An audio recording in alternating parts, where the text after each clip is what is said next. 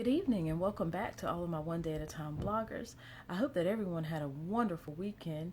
I apologize I was not able to tune back in with you yesterday and talk about the dimension of the mind of boredom, but I did have an extremely long day at work, and then I did have to do some ministry outside of work, so it turned into quite a long day. And so I decided just to take some time to rest myself and to rest my mind, and just to rest my physical body.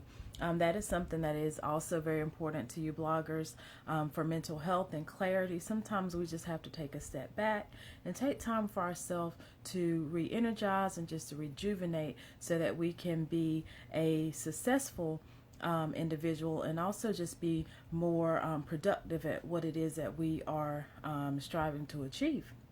So, as promised, I am going to tune back in with you now to talk about the dimension of the mind of boredom. As a small recap, we have been talking about the mind and the six dimensions of the mind. And since that was so broad, I've just been kind of breaking it into little bitty pieces and doing one dimension per night. I already have done the dimensions of the mind of love and fear.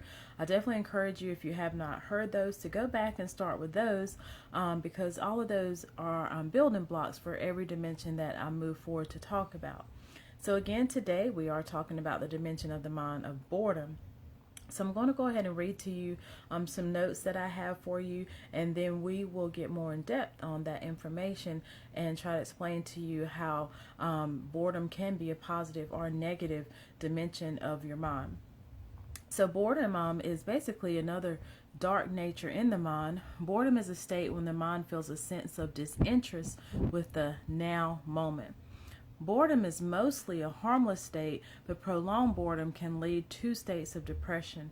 This dimension in the mind motivates to pursue creative endeavors and entertainment, which allows for new desires and thus allows for expansion in physical life. So, like all dimensions of the mind, this dimension also serves a useful purpose of providing contrast and growth when allowed to fully operate. When boredom arises, just allow it to fully arise instead of trying to suppress it, and get a real sense of the feeling of boredom so that you're not running away from it or in fear of it. When you truly allow the energy of boredom, it usually transmutes to a sense of calm or peace, and in this place of non-resistant, inspired actions come forth that brings joy to the mind. The state of boredom also helps balance the spiked states of excitement or exhilaration, and is necessary to maintain a harmony in the body's energy.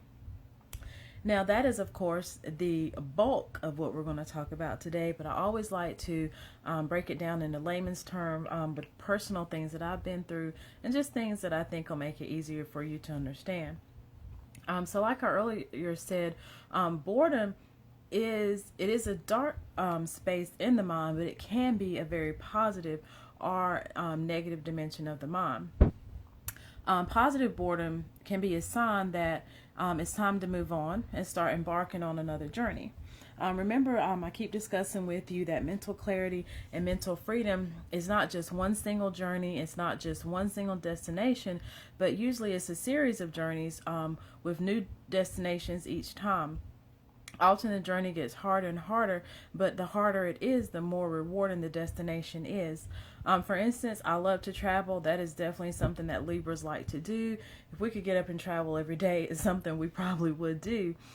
So for me, it's very easy. Me and Devin will pick up and go to Myrtle Beach. That is a very easy trip for me to plan. Absolutely almost no thought process to it. But usually for our anniversary, we will do something that's a little more detailed, like go for a cruise. But for that, it's a lot more difficult to plan, because usually we're going for about 5 days, and so that requires a whole lot more detailed planning.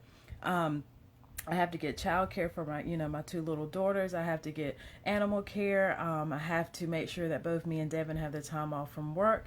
We have to, of course, budget financially wise for that.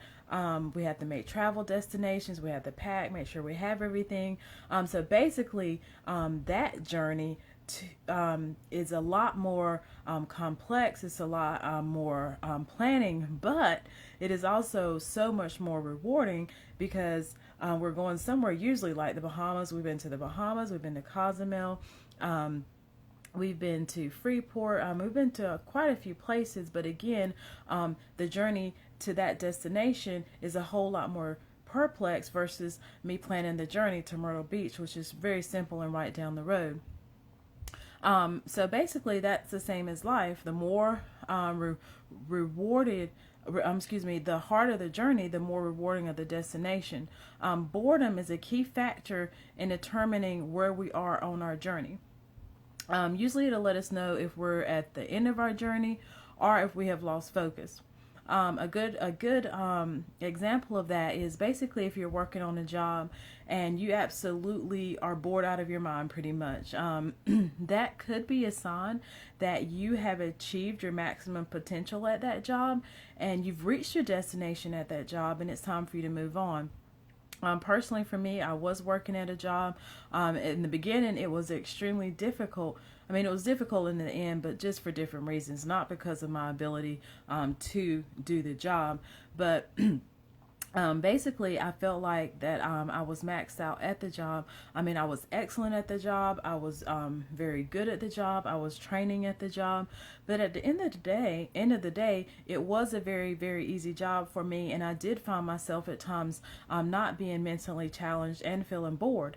So that boredom for me was actually a sign that, hey, you know what, you have embarked upon this journey, you have achieved your destination, and it's time to move on.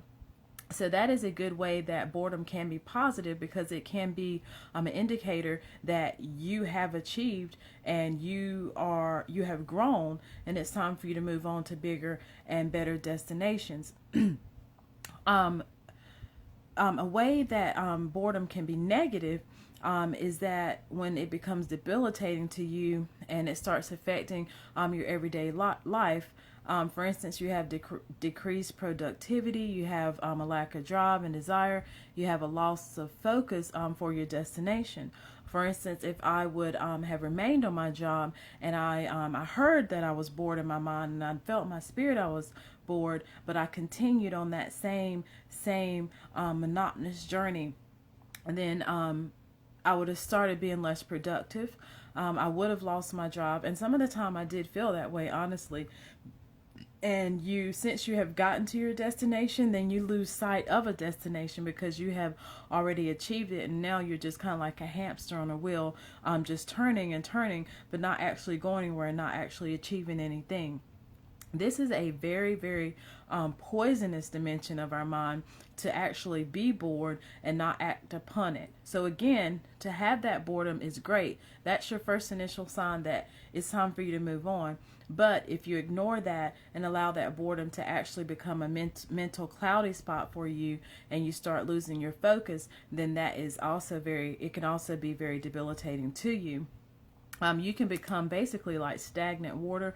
We all know stagnant water is nasty. It begins to stink. It attracts flies. It attracts things that are unhealthy to it.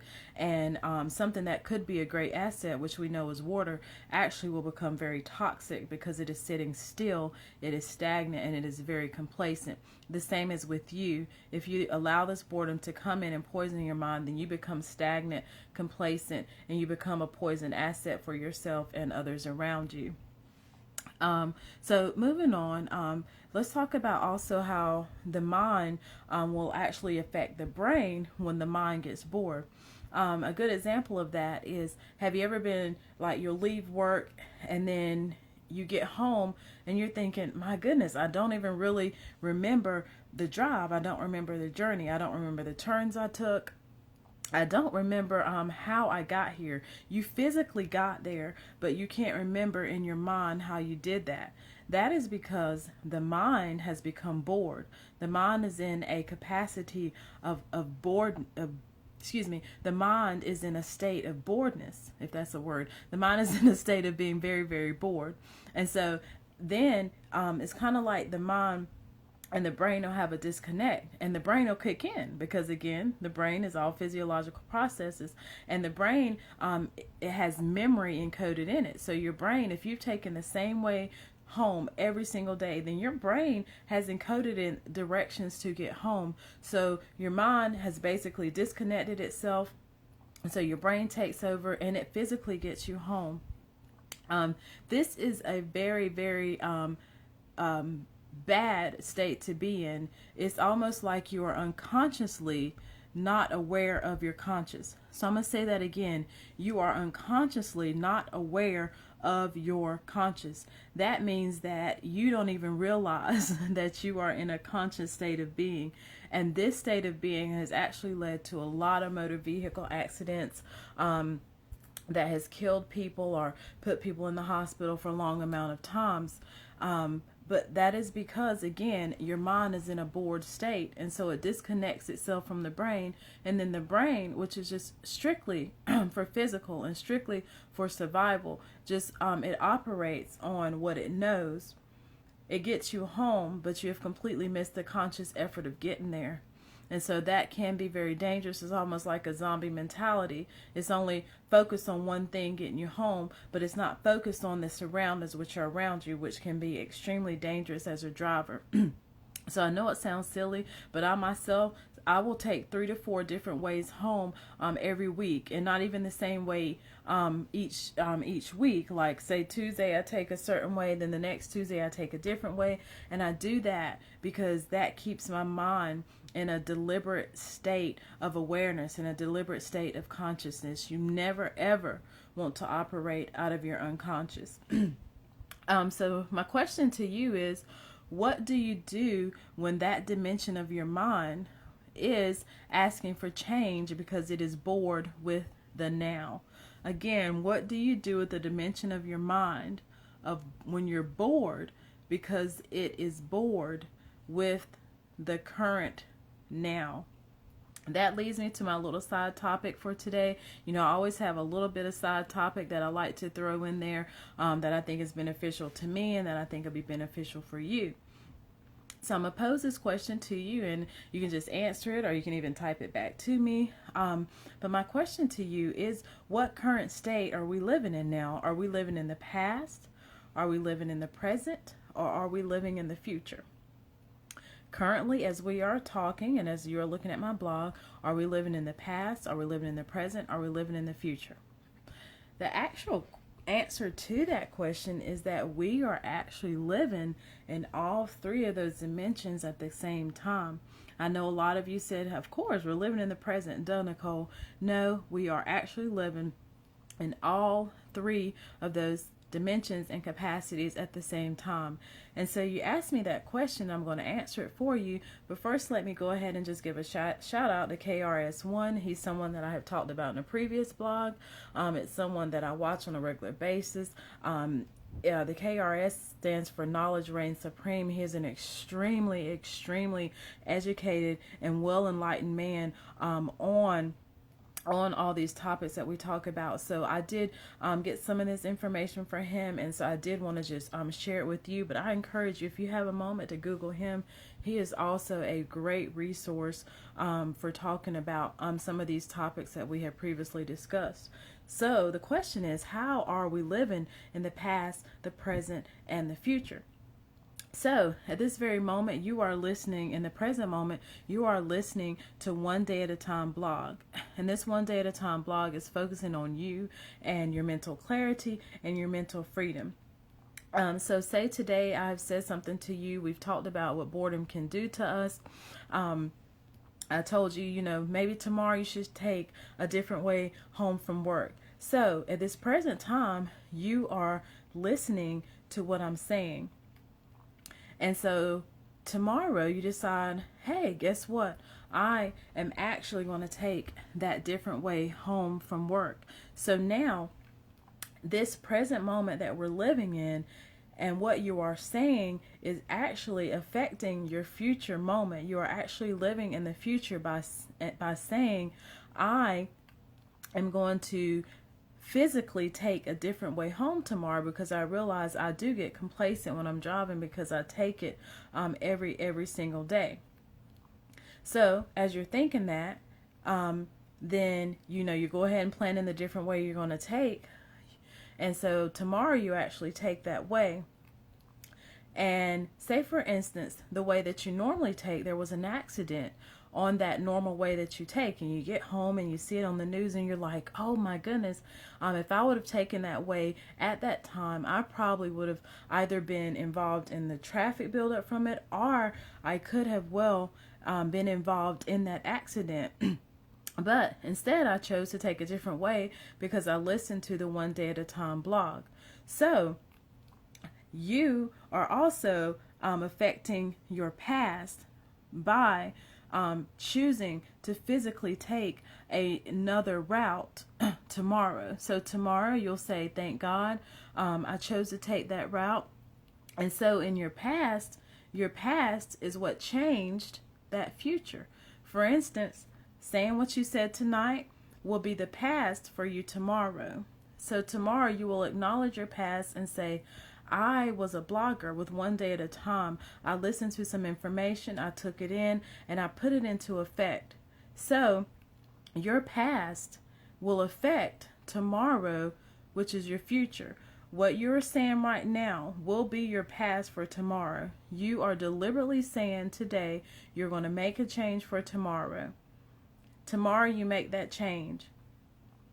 And that change was based on your past, which is right now. So again, in this moment, we are making a past moment for you. Not only are we making a past moment for you, but again, we are making a future moment for you because you are deliberately and intentionally stating that you're going to make a change. And of course, we all know that we are living in the present. So the point of me saying that is, you can start changing your past right now. Most people say, oh, Nicole, or you can't change your past, and people just get so stuck in that. But the point is, at this very moment, in this present moment, you can start changing your past, and you can start dictating your future, all in this present moment. So again, we are living in 3 different dimensions. And the point is, this dimension that we're living in right now is the most important to every dimension. It's the most important to your new past. It's the most important to your new future. And of course, this present moment of now is very, very important. So if you want to start changing your past, then start changing your now. Start living the way you desire to be. For years, I desired to be a nurse. I was a CNA, but I would see myself as a nurse. I would see myself in the future tense. And so I was changing that. I was also changing my past by living the way I desired to be every single day. So today, I want you to acknowledge, if you are living in a place of boredom, I want you to turn that negative boredom into a positive boredom. And also, I want you to assess the 3 dimensions that you're currently living in now, and how you desire for this one dimension to change all 3 dimensions of the past, the present, and the future. I really welcome your comments on this blog. I thought it was very, very enlightening. When I heard it, I was very, very encouraged, and I still sometimes am blown by that thought of being able to live in 3 dimensions at once. So that should show you that your abilities are limitless, because right now is everything. This moment right now is everything. Thank you, bloggers, for tuning back in and blogging with me. Again, please leave your comments if you have any questions. If there's something I can explain a little bit better, I would absolutely love to do so. I look forward to speaking with you tomorrow. Tomorrow we'll be talking about the dimension of the mind of hatred. I love you. Thank you for taking it one day at a time.